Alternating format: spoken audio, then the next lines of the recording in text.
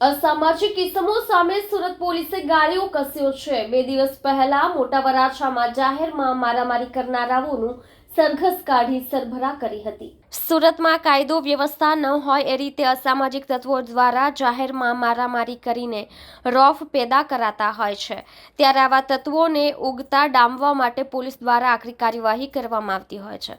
મોટા વરાછા વિસ્તારમાં જાહેરમાં આમલેટ સેન્ટરના માલિક અને તેના પર હુમલો કરવાના કેસમાં 3 આરોપીઓને ઝડપી લઈ બરાબરની પોલીસ દ્વારા સરભરા કરવામાં આવી હતી।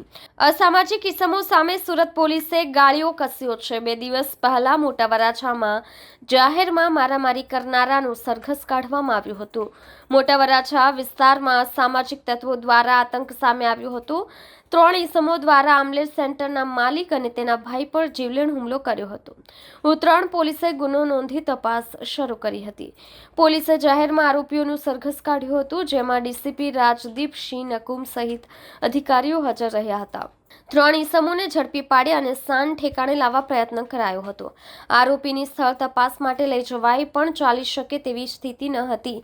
પોલીસનો ઇશારો અસામાજિક તત્વોને એ હતો કે કોઈ પ્રવૃત્તિ કરશો તો આવા હાલ થશે। કેમેરામેન હકીમ શેખ સાથે વસીમ હાસમીનો રિપોર્ટ, આઝાદ ન્યૂઝ, સુરત।